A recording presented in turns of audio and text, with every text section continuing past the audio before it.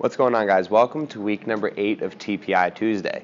I'm Matt Santoro. I'm a doctor of physical therapy as well as a TPI certified medical practitioner. Now today on TPI Tuesday, we're going to be talking about the hips. If you haven't seen week number 3 yet where we discussed the pelvis, pause this video, scroll yourself on back and find the week 3 pelvis video. A lot of the concepts that we talked about in week 3 are going to be very important to understand the concepts that we talk about today. If you have seen that video though already, welcome back. Let's get started with some anatomy just as we always do. The hip joint, or the femoroacetabular joint, is comprised of the femur, which is your thigh bone, and the acetabulum, which is the socket that's made up by part of the pelvis coming together. Now, just as we discussed in week 3, there's a lot of different motions that the hip can do. We have hip flexion, which is bringing the lower leg up close to the chest, and that's going to be controlled by the iliopsoas muscle. We have hip extension, bringing the lower leg behind us, and the hamstrings and gluteus maximus are both going to contribute to that motion. The hip abductors, bringing the lower leg out to the side, and the gluteus medius and the tensor fasciae lata, or TFL muscles, both contribute to that. We have the adductor muscles, which work to adduct or bring the lower leg closer to midline. And all 3 of those muscles are named for their relative size and position with the word adductor in front of that. And we also have the hip internal rotators, which take the femur and roll it in to the acetabulum, and the hip external rotators, which do just the opposite. They roll the femur away from the acetabulum. Now, in the TPI screen, we can see the hips working in a lot of different tests. We can see them in the pelvic rotation test as the femur stabilizes and allows the pelvis to rotate back and forth over the femur. We can see in the overhead deep squat test, the lower quarter rotation test, as well as the bridge with leg extension test. Now, in the golf swing, just as we discussed with the pelvis, the hips are very important for rotation into the backswing and in the downswing. So as the pelvis should begin rotation in the swing, the hip joint, the femoroacetabular joint, starts that motion. Now, additionally, getting into golf posture is very important from the hips. We have to hinge forward, which is hip flexion, to get closer to the ball at address. And the hips also help with stabilizing the lower body and allowing the upper body to rotate independently in the backswing and in the downswing. In life, the hips help with ambulation or walking, where we go from a position of hip flexion to hip extension, propelling the body forward. Additionally, the hips also help with turning. So if the upper body is only able to rotate so far, the hips can use internal and external rotation to get the body even further.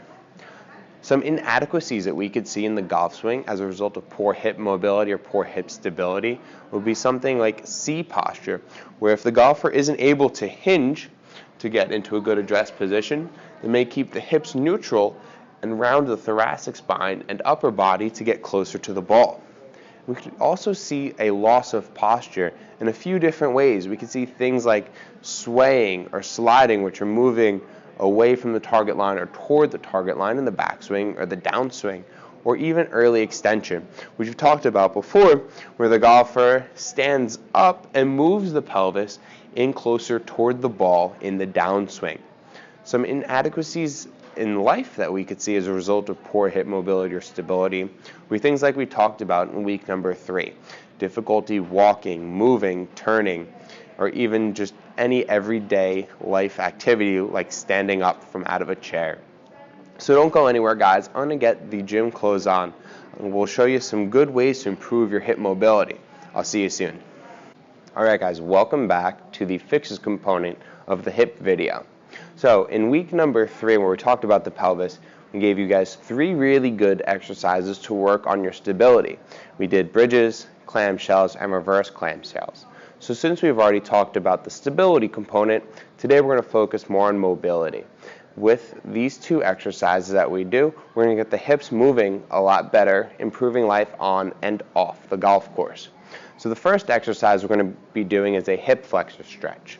So because of the average American lifestyle, more people spend time sitting than they really should. So what happens is that your hip flexors become very tight and they want to stay in this shortened position.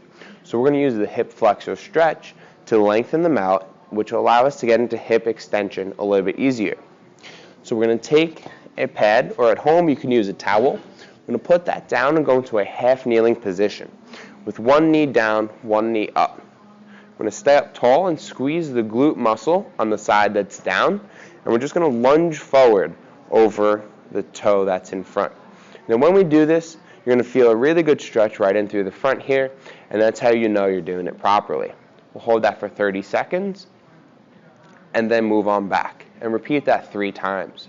What I want you guys to do though is make sure that you're not shifting out to the side too far or in across. We want to go as straight forward and straight backward as we can. After 3, we'll switch, go to the other side, squeeze the glute and repeat. Lunging forward, holding for 30 seconds, doing it 3 times. So since we just addressed the forward and backward, now let's talk about something that we can do to get the hips rotating better. What we're going to do is we're going to grab 2 golf clubs. You could really use anything at home that helps give you a little bit of extra stability, even a chair from the dining room. I'm going to put these 2 clubs down and work on stork rotations now. So with a stork rotation, we're going to stand on one leg, stay up tall, and twist over the leg that's down. Hold that for 3 seconds, come back, and repeat to the other side. We'll do that for 30 repetitions, 3 sets of 10, and then switch sides. Rotate, come to the center, and go to the other direction, and come on back. Now, over time, once we become good at that, we can lessen the assistance that we have, use only 1 club or 1 hand on a chair, and repeat those, eventually getting to the point where we don't need any help at all. So give those a shot. Let us know how they go. If you have any questions, leave a comment in the box down below. We'll get back to you as soon as we can. Or just give us a phone call. Our phone number is 732-720-2566. I'll see you guys next week on TPI Tuesday.